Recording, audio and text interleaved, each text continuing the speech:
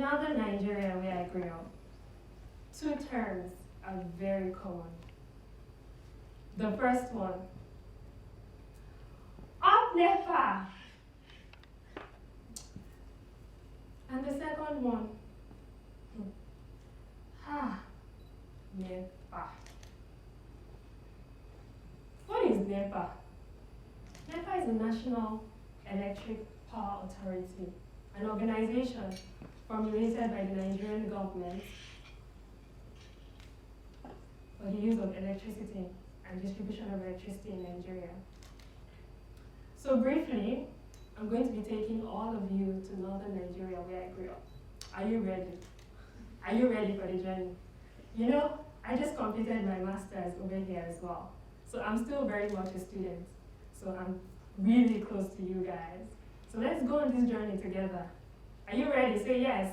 Yes. Thank you.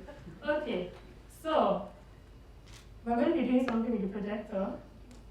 And then when it goes off, I want you all to imagine that the electricity supply in this entire building has been cut and everywhere is dark. Then all of you are going to say, NEPA. Can we do it? Yeah. So can we rehearse? 1, 2, 3, go. Can you say NEPA? NEPA. Okay. So can we get it? Get it up? Yeah. Okay. All right.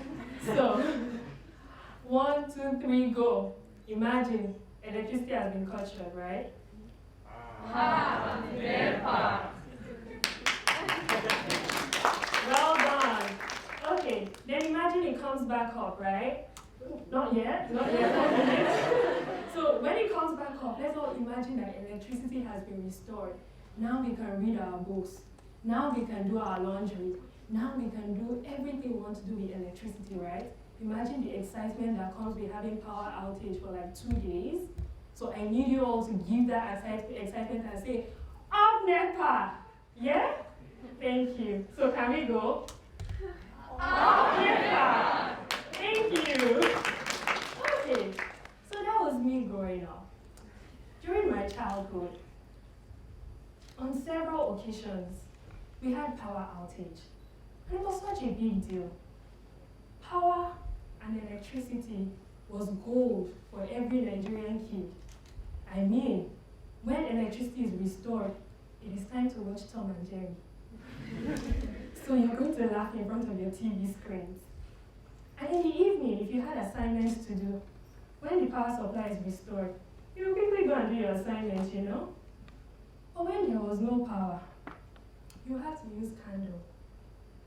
And a child like me suffered some of these devastating effects of power outage, as I suffered a 3rd-degree burn from using candles in the restroom. It was bigger than that. It was bigger than not being able to do assignments sometimes and having to use candles or kerosene lanterns. It also meant that a lot of the federal hospitals in Nigeria also had to suffer power outage. And even my pregnant mom had to lose her baby simply because there was electricity shortage in the hospital where she was meant to have an emergency C-section. Painful one for my family.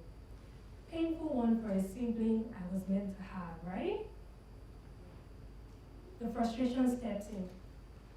Why should an oil-rich country like mine, Nigeria, I mean, over 200 million people, one of the largest crude oil producing countries in the world, why should we have to deal with electricity problems? In 2013, my parents brought I and my siblings on a mini vacation to the UK. And when we came, I didn't hear anybody saying, NEPA. Because there was no reason to. Electricity supply was consistent. And I wondered, what are they doing differently from Nigerians? I mean, we also have crude oil, and we export. We export to these countries, so what are they doing differently? I did my research and I found out that the major means of generating electricity in the UK was through the burning of fossil fuels. So I became energetic. If the Nigerian government is not going to do it, I'm going to go to school, study this thing, and I will go there and I'll make a difference. Of course, my parents have known I've always been one to be very daring. I went to university and I was in the Electrical and Information Engineering department. It was during that period I had a very unpleasant exposure to what climate change was about. And this time, I realized that the burning of fossil fuels, which I was so keen on, that Nigeria needs to improve our power generation capacity, was one of the leading causes of greenhouse gas emissions. Does that mean we're never going to achieve consistent source of electricity in this country? I mean, the United States, the United Kingdom, Ireland, and so many other rich countries have forged ahead using these same means. So what do we do? And I started to research. Nicely, in 2017, I got to hear about an initiative by a Senegalese, a musician. His name is Akon. I got to learn about Akon like in Africa. He had provided electricity through solar energy to over 600 million Africans in 16 African countries. It's like, what is this? I've heard about solar energy before. How in this magnitude is he able to do this? Solar energy is a clean source of energy, you know? I mean, arguably, for energy experts, or at least we know that solar energy has contributed less to greenhouse gas emissions. So I got to know about Akon, and I started to research into his work, provided jobs for over 5,000 Africans through his initiative, and I got interested. And through that, I became energized again. We can have consistent source of electricity in Nigeria. I mean, up NEPA can be a forever feeling. Is it bad? We can have that forever, right? And that was how I came for my MSc in Sustainable Energy Systems through an amazing scholarship. And through that, I started OMI Energy, which is an initiative to reduce the cost of renewable energy, particularly solar, and create access to over 1 million Nigerians, or access to electricity for over 1 million Nigerians. That is my mini story of how I got to know about climate change. Came purely from the frustration of, NEPA. And let me tell you, 6 out of 10 Nigerians do not know about climate change. I mean, young Nigerians. Several other young people around the world do not know about this.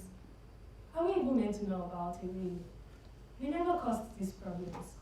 These were problems caused by generations before us. And all of a sudden, we're born into a world that has to deal with such a big issue. And that brings me to my main point for today: strengthening partnerships. A lot of developing countries like mine are faced with the issue of growing their economies, increasing their electricity supply, and at the same time, doing it in the cleanest way possible without being part of the pollution. How do we make this happen? How do young people come to be a huge part of this change? One thing we must know is that the older generation is phasing out.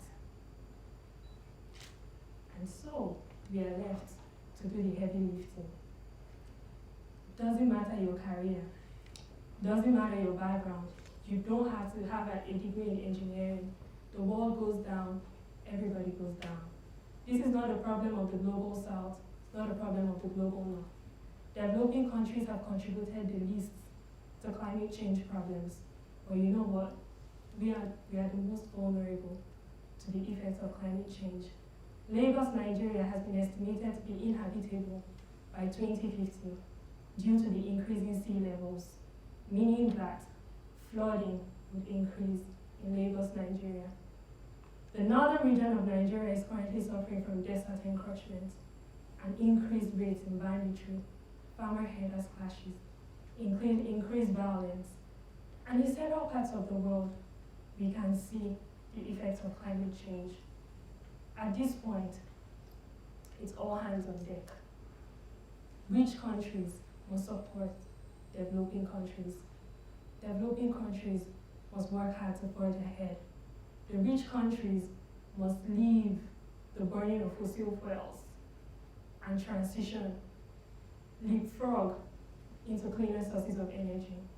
And for young people, just like the young boy in Mexico, who is going around companies, insisting, meeting with management teams, and telling them to cut down their emissions and go down to net zero. Just like the young boy in Lagos, who is going around and insisting that people should start using electric vehicles. Or the young girl in Botswana, who has launched tree planting campaigns and insisting that we grow more trees to cut down the carbon from the atmosphere. Amazing solutions. We can do more. Over 52% of the global population right now are young people. 10 to 24 years old, covering a population of 1.8 billion people. I am 24 myself, so I fall in that population. There's so much we can do to cause a change. And while it looks like a big problem, there's a quote I particularly like by Margaret Mead. She says, "Never doubt that a small group of thoughtful, committed citizens can change the world. Indeed, it is the only thing that ever has." We can do it through synergy. And just like me, who plans to make UpNepa a forever feeling in Nigeria where I come from. But this time, I'm trying to do it by being a solution and not being part of the pollution. Are you going to join me in being a solution and not being part of the pollution? Thank you.